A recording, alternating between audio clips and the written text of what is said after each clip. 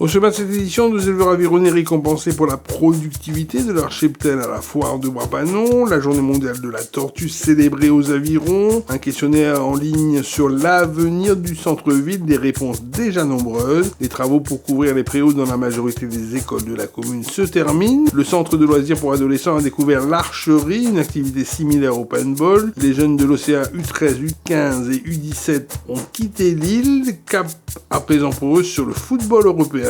Quoi voir et faire aux avirons ce week-end, les temps forts expliqués dans cette édition, soleil ou pluie, ce samedi et dimanche aux avirons, la nature sera-t-elle généreuse pour la météo locale? On vous en dira plus en fin de journal.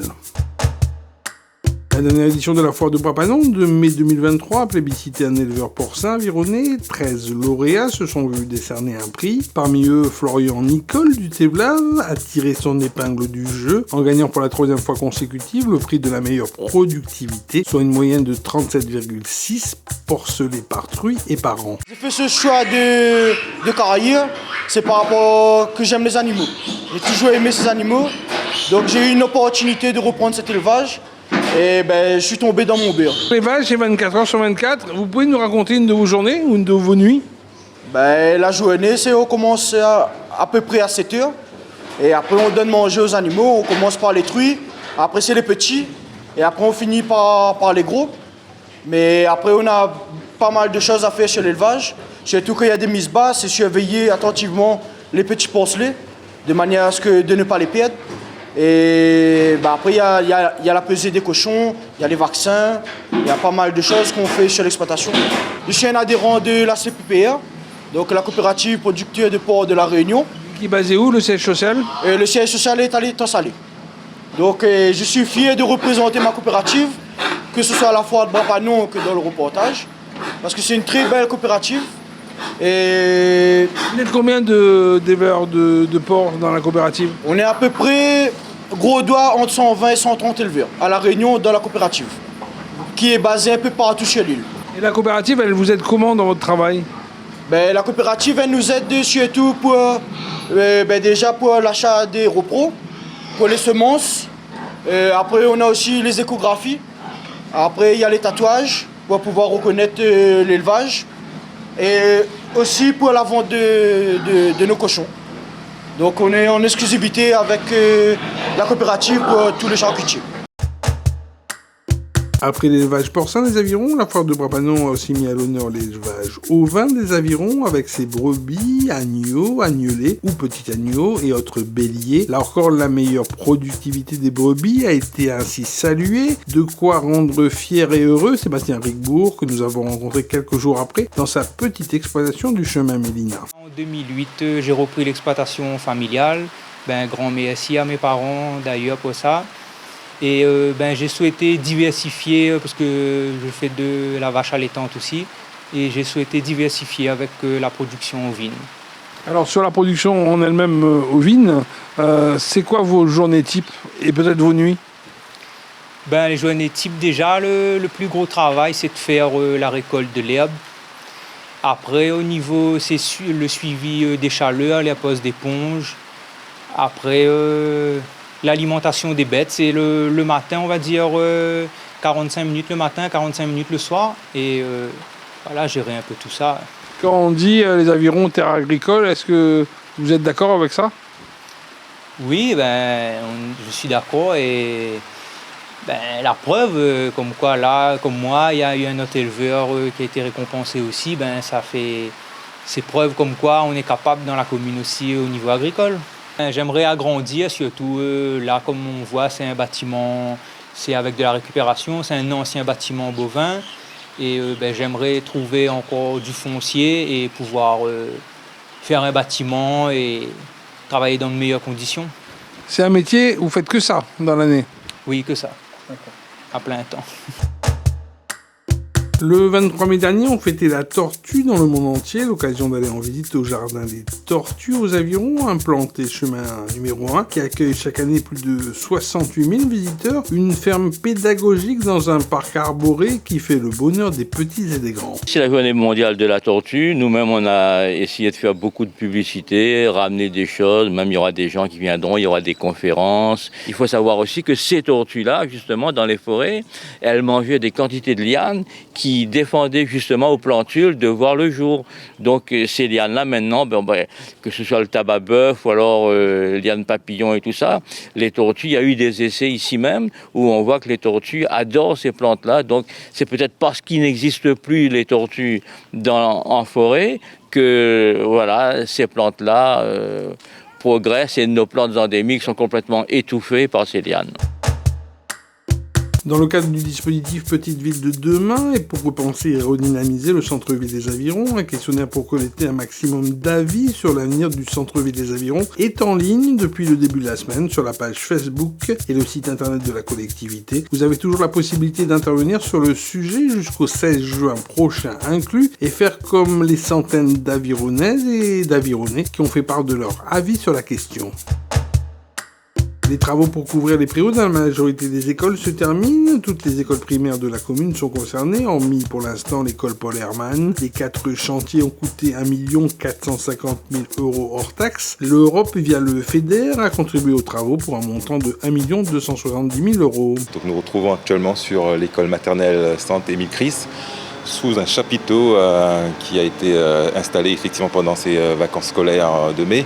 Donc c'est un projet qui a été initié déjà depuis pas mal de temps, l'année dernière, dans le cadre de la problématique d'ensoleillement dans les différentes écoles. Donc c'est un projet qui était demandé par les conseils d'école et le personnel d'enseignement pour apporter un peu plus d'ombre dans les différents sites. Donc l'objectif c'est effectivement d'apporter des structures, des préaux, donc à la fois sur l'école maternelle centre, sur l'école Marcel Le Guen au Thévlave et la couverture des 2 plateaux sportif de Thérésien-Cadet et le plateau sportif du Ruisseau. Donc l'objectif c'est de protéger les marmailles et les élèves des Avirons, apporter un peu plus de zones ombragées avec ces structures qui sont prévues pour résister aux vents cycloniques. Donc ce ne sont pas des structures traditionnelles en tôle et charpente métallique. Donc on a pris le parti de mettre une structure en toile tendue, alors qui apporte à la fois les caractéristiques de limitation donc, de l'ensoleillement au niveau des UV, mais aussi le confort acoustique. Et dès la rentrée, les 4 sites sont quasiment, globalement, à 90%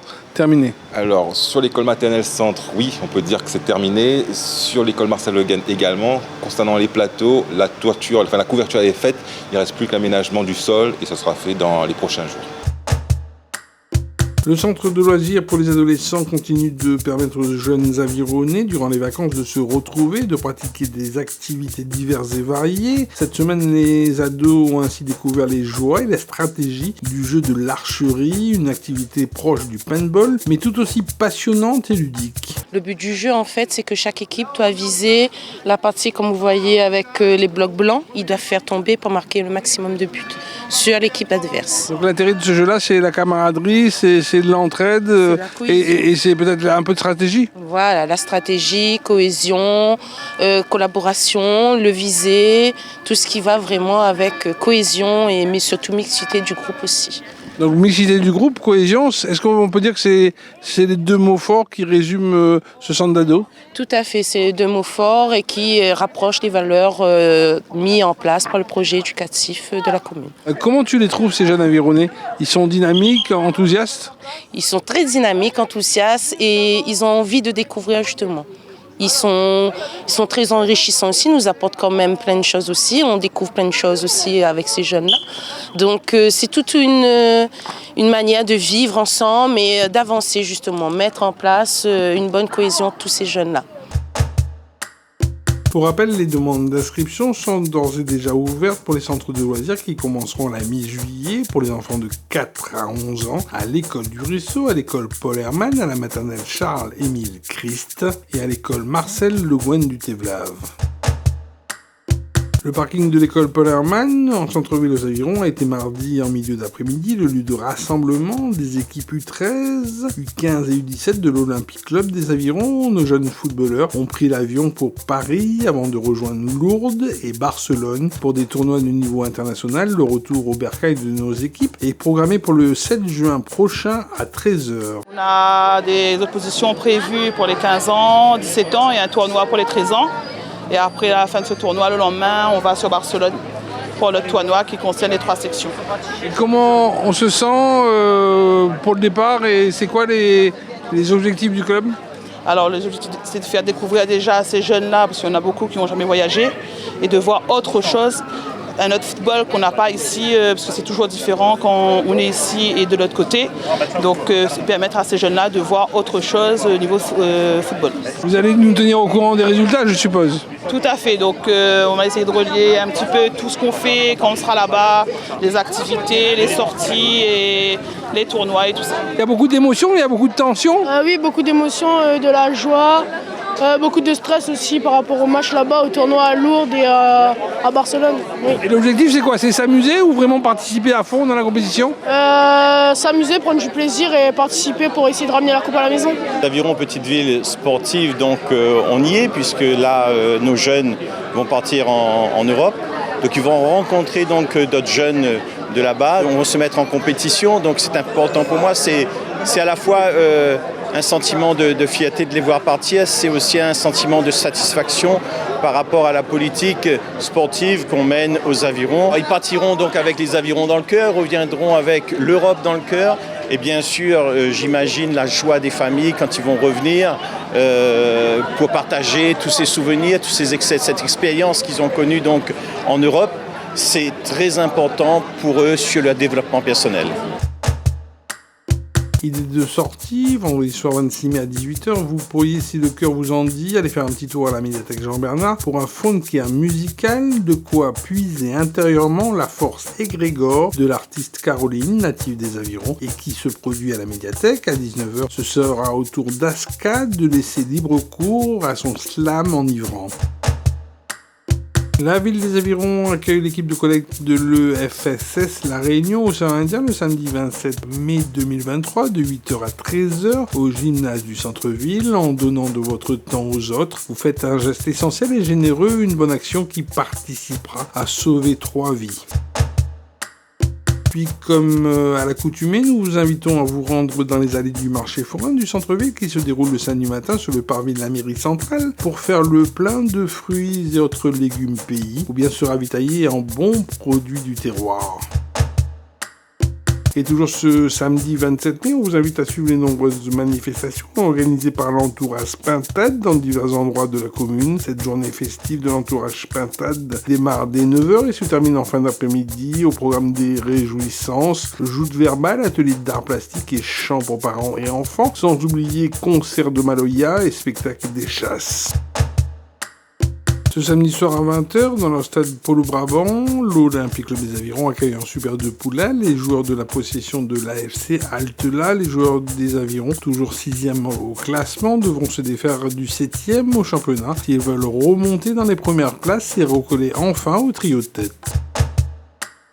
Et aussi à noter dans votre agenda, le mardi 30 mai à 20h, la salle Jean-Brassens des Avirons reçoit le spectacle-concert intitulé « Notre besoin de consolation est impossible à rassasier ». La langue de Stig Dagerman est simple, acérée, grave et pleine d'humour. C'est une écriture poétique et imagée qui parle au cœur même de l'humain.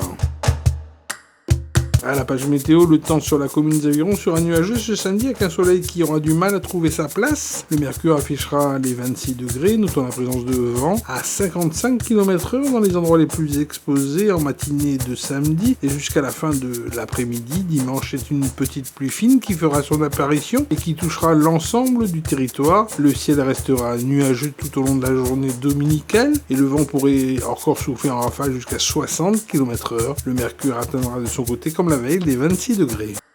Sur ce, merci de votre attention et restez connectés sur toute l'actualité de la ville des Avirons en continuant à nous suivre sur les plateformes YouTube, Facebook ainsi que SoundCloud et aussi sur www.mairie-aviron.fr. Ville les Avirons, vers un territoire durable.